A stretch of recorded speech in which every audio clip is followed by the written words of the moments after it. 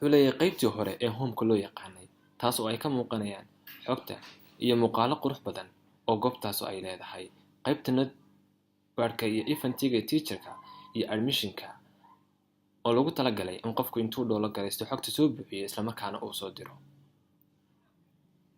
sidoo kale wuxuu leeyahay qaybta about ama iyo qaybta contact-iga kuwaas oo lagu talagalay xogta goobta ku saabsan.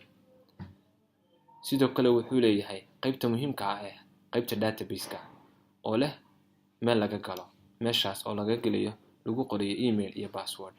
isla markiiba waxaa ku muuqanaya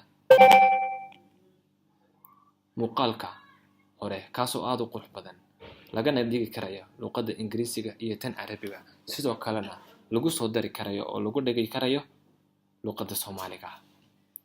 ta Ingiriisiga inaga oo ku eegayna ayaa waxaynu samayn doonaa ama si buuxin doonaa xogta meesha ku taala. halkaa waxaynu ku aragnaa maxadka Al-Furqaan inuu noo muuqdo, bal waxaynu isku daynaa marka koowaad in aynu bedeli karayno.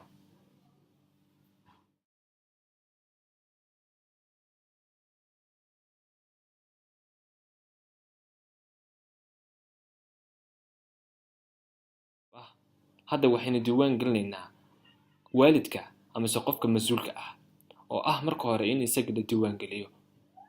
marka isaga la diiwaan geliyo waxaa muhiim ah haddii arday badan mas'uul ka yahay ama hal arday in markaas ardaygii uu mas'uulka ka ahaa lagu bilaabo diiwaan gelinta isagoo la qorayo ardayga magaciisa oo saddexan ama afaran, lana doonanayo waalidka isla markaana la sii doonayo fasalka uu yahay, xilliga uu dhashay, lab iyo dhadigka uu yahay, telefoon haddii uu jiro oo loona qorayo ka waalidka. sidoo kale arday kasta wuxuu yeelanayaa ID kaasoo aan la qorayn markasta, waxaana loogu buuxin karayaa meesha emailka haddii loo baahdo in ardaygu uu systemka qaybtiisa soo galo si uu arko lacagaha lagu leeyahay ama lacagaha uu bixiyey iyo qaybta imtixaamaadkiisa. sidoo kale waxaa muhiim ah in la diiwaan geliyo macallimiinta goobta wax ka dhigaysa si ay ugu fududaato in ay maadooyinka ay imtixaankooda qaadayaan natiijada ay u soo geliyaan, iyadoo la marayo steps ama isku xigxigyo fudud taas oo lagu buuxinayo xogta macalinka haddii loo baahdana la garan karayo macalinkan inuu goobta ka shaqayn jiray ama ka shaqeeyaba, heli karayana xuquuqdiisa haddii uu goobtaas waxbarashada uu ka tago. waa in wax laga bedeli karayo ama laga delete garan karayo goobta haddii macalinku ay wax khaldamaan ama uu shaqada ka tago. wuxuu leeyahay qayb galaasyada sida ay kala yihiin haddii galaas A, galaas B ama C kala waqti yihiin meel laga soo diiwaan geliyo. sidoo kalena lagu diiwaan gelinayo fasal kasta macalinka u furan masarka ah. sidoo kale wuxuu leeyahay qayb academic syllabus-ka ah, waayo goob kasta oo waxbarasho waxay leedahay qayb syllabus ah. marka in syllabus-kaas maadadu ay leedahay in la diiwaan gelin karayo iyadoo la dooranayo maadada iyo waliba fasalka syllabus-kaas iska leh. wuxuu leeyahay qayb kaydinaysa. sidoo kale waxa uu leeyahay qayb maadooyinka ah, maadooyinka goobtaas lagu bixiyo ay fasalada kala duwan ay qaataan. maadooyinkaas waa in la diiwaan gelinayo. hadda Ingiriis baan ku darnay, xagga hooseynu ku eegi doonaa Ingiriisiga, wakaas oo xagga hoose ayuu ka muuqdaa. waa in si dhaqso leh lagu dari karayo, si dhaqso leh looga saari karayo, si dhaqso lehna loo isticmaali karayo. sidoo kale wuxuu leeyahay jadwal. fasal kasta waxa uu leeyahay jadwal meel laga soo diiwaan geliyo ayaa jirta. hadda waxaanu ku soo daraynaa maadada Ingiriisiga aynu sameynay, aynu jadwal ku soo daraynaa kana dhigaynaa maado la qaato 12 lagana baxa 1 duhurnimo. xagga sare ayay ka muuqataa. print baynu dhahaynaa si aynu si muuqato ugu aragno jadwalka ardayga la siin karayo haddii uu u baahdo ama si la dhajin karayo haddii loo baahdo, kaas oo kombuyuutarka ku save garaysan xilli kasta la heli karayo iyadoo waliba uu si dhaqso leh isku sameynayo jadwalkani ahna qaab qurxoon. sidoo kale waxaa jirta qayb xaadiriska. xaadirisku wuxuu ka kooban yahay meel iska xaadirinayo iyo xaadiriskii xogtiisii oo report ah meel ay ka soo baxayso.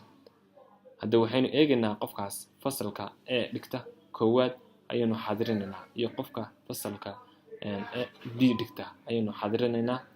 sidoo kale waxaynu waqtiga u badinaynaa qofka mustawaha koowaad fasalka ee dhigta xaadiriskiisa ayaynu badinaynaa si aynu qaybta reportka uga aragno inta jeer uu yimi iyo inta jeer uu maqnaaday. sanadka ayaynu dooranaynaa kadibna show report bay leenahay. waxaynu aragnaa inta jeer uu yimi iyo inta jeer uu maqnaa. hadda haddaynu nidhaahno printy qaabkaasuu noqonaya. bdu waa habsan meesha eedu waa habsan meesha bdu ay tahay present, yani uu joogaa. bishu waxay ku dhamaataa 31. halkana waxaynu aragnaa 31. way is haysataa. jadwalka xaadiriska haddii loo baahdo saas ayaa loo daabici karaya. waxaa jirta qaybta imtixaanaadku noocyada ay kala yihiin imtixaanaadka weyn iyo imtixaanka yar. sidoo kale halkan waxaa ka muuqata haddii mumtaaz, jayid, mabruuq lagu kala qorayo maado kasta inta lagu saxo iyo sida ay kala yihiin. hadda waxaynu u diiwaangelinaynaa ardaygan maadadan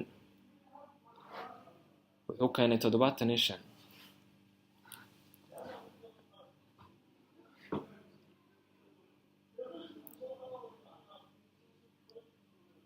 waxaynu gudbaynaa sidoo kale inaynu ogaano aynu aragno imtixaanaadkii ardaygani sida ay kala ahaayeen. waxaynu kordhinaynaa maadooyinka imtixaanka kale. imtixaanka guud haddii loo baahdo in la daawaco jadwalka gidaarka lagu dhajiyo natiijooyinka imtixaanka saas ayuu noqonaya.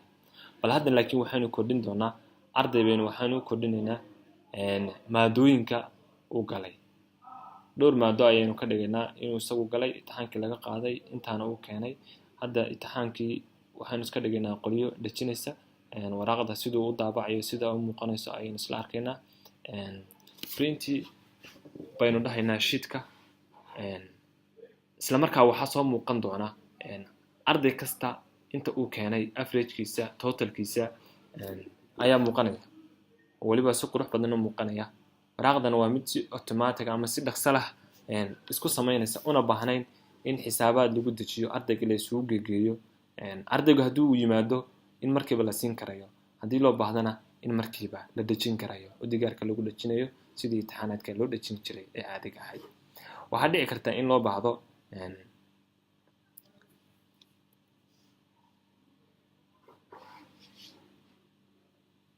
waxyaabaha ardaygu u baahan yahay sidoo kale in meesha loo soo gelin karayo si uu halkaa ugala socdo. fasalku yahay iyadoo la sheegayo ama maadada ay ku saabsan tahay xogtan la soo gelinayo. marka la soo geliyo xogtaas arday kasta uu heli karaya haddii loo ogolaado si uu u dhoola garaysto ama si uu u akhristo hadhowtana. sidoo kale wuxuu leeyahay qayb bisha iyo sida loo bixiyo in ardayga la doorto fasalku yahay fasalka la doorto si ay usoo baxda ardayda fasalka dhigata.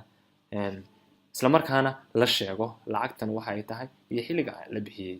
lacagta waxaa laga qaaday 30 baa laga rabay 20 uu bixiyay weeye. hadda waxaynu ognahay inay 10 ku harsan tahay. hab kale jirta oo ah in fasal dhan hal mar uu lacagta bixin karayo ama si qayb kamid ah ay bixin karayso. taana si dhaqso leh ayaa markiiba loo diiwaan gelin karaya. waxaa markiiba muuqan karaya ardayda wax ku harsan yihiin iyo ardayga aysan wax ku harsanayn. ardayga ay wax ku harsan yihiin casaan ayuu noqonayaa. unpaid ayaa ku qoran meesha ka lacagta ay ku harsanayn ay paid tahay. halkan waxaynu aragnaa paid inuu 20 bixiyay totalkana lagu lahaa laga rabay 30 ay ahayd. haddii aynu isku dayno in qofkaas ay ku harsan tahay 10ka doonayna inuu lacagta bixiyo, hab fudud ayuu u bixin karayaa isla markaana systemku u saamaxaya. haddii loo baahdo in la ogaado oo la baaro ardayda lacagta bixisay isagoo kala bixiyaan si dhaqso leh ayaa lagu heli karaya loona baari karaya.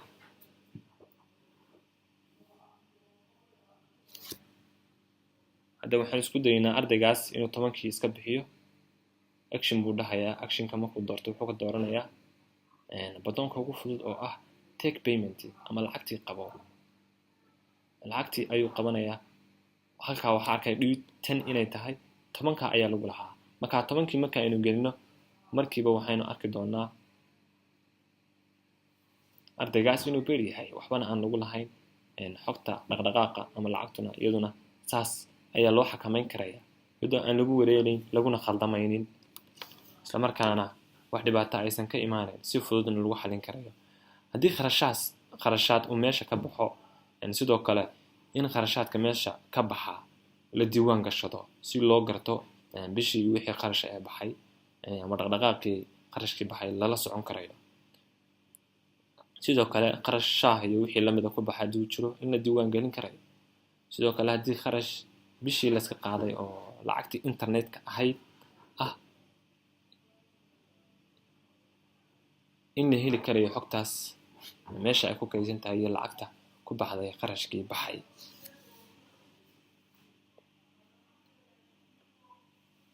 lacagtaas baxday iyo xilliga ay baxdayba in waqti ay yeeshaan oo la diiwaan geliyo. halkaas ayaynu ku aragnaa expensive-ka ama qarashaadkii baxay. haddii qayb library ay jirto ama maktabadaas in la diiwaan gelin karayo buugaagta taala ee ardayda loo ogol yahay ay qaadan karayaan ama buugaagta ay iibsan karayaanba in la diiwaan geliyo iyadoo ardaygu uusan maktabada imaanin halkaa ka arki karayo. qayb socdaal haddii jirto ama meesha la jiibsado sidoo kale waa la isticmaali karayaa. waxaa jirta qayb noteboardka oo macnaha ogeysiisyada lagu talagalay ogeysiis haddii la doonayo in dhanka website-ka uu kasoo muuqdo in ogeysiiskii la gelin karayo si arday kasta uu arko markuu website-ka soo booqdo. sidoo kale in fariin loo wada diri karayo ardayda oo dhan ama waalidiinta oo dhan ama macallimiinta oo dhan. hadda waxaynu dooranaa qaybta ardayda oo dhan si aynu ardayda xilliga natiijooyinka imtixaanaadka ugu dirno ama waraaq fariin aynu ugu dirno. waxaa imaan doona tababare cusub ayaynu u dirnay dhammaantood.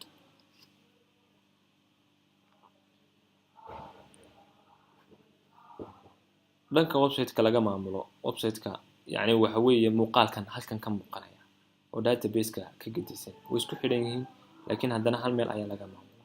hadda qaybtaas ayaynu tirtiraynaa waxayna ku qoraynaa iyadoo af Soomaali ama af Ingiriisi marka aynu ku qorno markiiba waxaynu dhanka website-ka ka arkaynaa natiijada ama maxsuulka isbedelkii dhacay.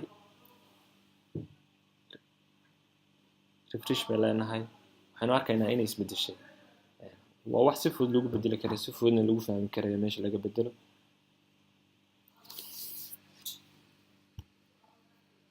refresh bay leenahay haddana sidiisii aynu kusoo celinay. muuqaalku aad ayuu qurux badan yahay qoraalkuna si dhaqso leh ayuu isku bedelayaa.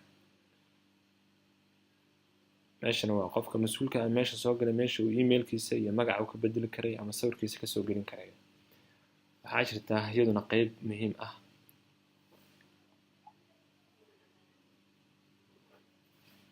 qaybta muhiimka oo qaybta ku saabsan ardayga waliba khaaska u xogta loo baahan yahay ardayga in lagu ogaado. hadda waxaan aragnaa note-kii aynu soo gashanay inuu halkaa inooga muuqdo si qofku uusan ugu khaldamin. haddii aynu idhaahno qaybta ardayga markay soo galno mark sheet macnaha in si khaas ardayga haddii uu ku weydiiyo maadooyinkii imtixaanaadkii inta uu keenay inaad isaga intaad ku dhufatid mark sheet tiraahdo isla markaana arkaysid imtixaanaadka uu galay waraaqdiina aad u daabici karaysid ama siin karaysid oo odhanaysid waad qaadan karaysaa natiijadii. sidoo kale inaynu arki karayno ardaygan xogta laga buuxiyey sida uu yahay lambarka meesha uu ka yimi iyo waalidka laftigiisa qaybta imtixaanaadka iyo qaybta lacag bixinta oo intaba ardayga looga baahan yahay. sidoo kale waxaa jirta ardayga inuu card yeelan karayo haddii card loo baahdo in la siin karayo. cardkaas ay ku caddahay magaciisa magaca waalidkii gigiisa noocu yahay iyo haddii loo baahdo fasalku uu dhigto iyo ID-ga uu leeyahay khaaska waa card la siin karayo xilliga loo baahdo ama haddii uu meel aadayo yidhaahda cardkii student-ga u baahan. sidoo kale ardaygu uu baasaa ama se uu dhacaa waa inuu leeyahay systemku wuxuu inoo tixgelinayaa meel laga arki karayo ama ardayga fasal kale loo gudbin karayo ama fasalkii uu dhiganayay loo dayn karayo ama se laga celin karayo haddii uu dhacay. sidoo kale ardayga markuu fasal kale loo gudbinayo waxa uu leeyahay qayb laga arkayo natiijada imtixaanaadkan inta uu keenay. waxay soo gudbinaya anigoo Cabdi Calawaasha waxaana barnaamijka inoo suurtageliyay shirkadda Datasom oo xarinteeda weyn ay ku taalo gobolka Sool gaar ahaan magaalada Tanascanood.